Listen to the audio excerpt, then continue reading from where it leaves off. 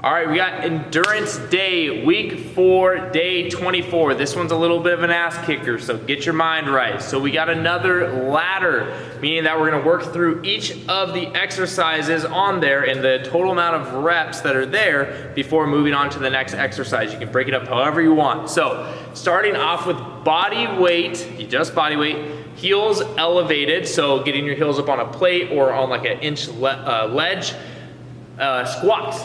So we have 300 of those. Then we're gonna be moving on to decline push-ups. So you're just gonna raise your legs up a little bit higher. You're gonna go a little bit so you're kind of angled this way. We got 200 of those push-ups, and I'll show you modifications in the next video.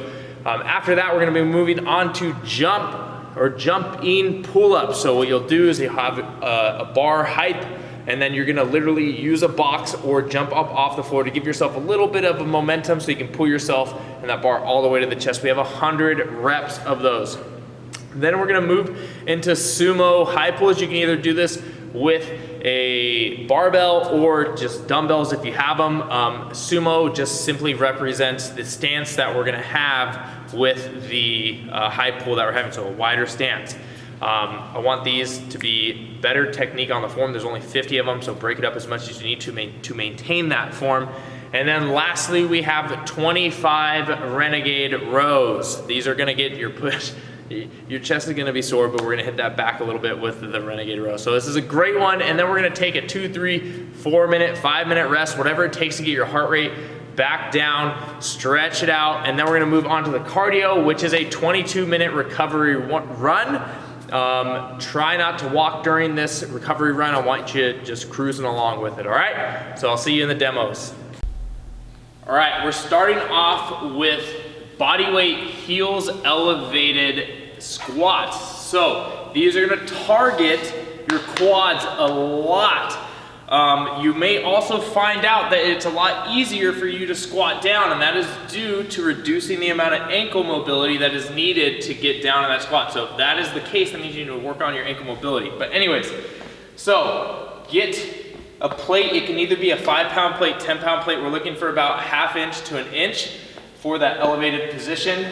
From here, all you're gonna do is you're gonna point your toes slightly out. They can be forward as well. And then you're gonna do a body weight squat. You're trying to make your back stay upright as possible. So I'm dropping down and up, dropping down and up. When I'm dropping down, I wanna make sure that my knees are in line or maybe just slightly out. I don't want them caving in at all with that. So we have 300 reps there.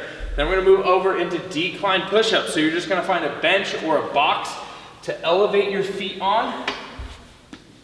Abs tight, so don't be here. Lock those abs in, ribs down. Press up, down, press up, down, press up. Take your rest, get back on it, finish them out. Now, we're gonna move into jumping pull-ups. We're gonna come over here. For the jumping pull-ups, what we'll need to do is we'll need to find a bar high enough for us to be able to get some jump with that. You can either add a box if it's too high. If not. So you're just gonna come here, get ready. That's a little too high, so I'm gonna have to actually jump to get up. So I'm gonna jump, jump. So you're getting a little bit of momentum as you get up, so it's not, 100 strict pull-ups. If you do not have a pull-up bar, one thing that I want you to do is we're gonna come right over here. We're gonna hopefully set a band up at a high position. So this is the modification.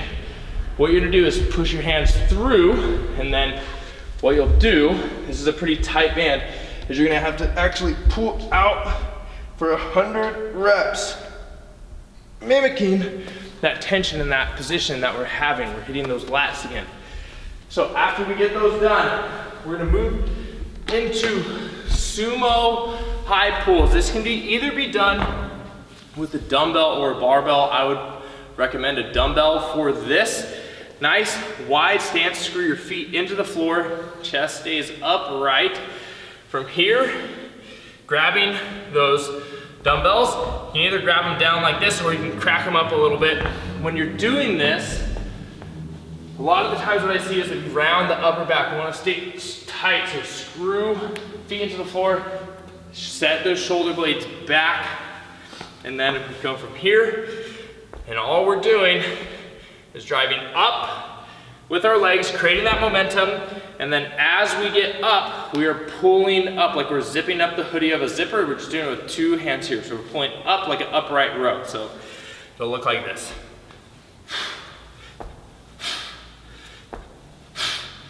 For the total reps.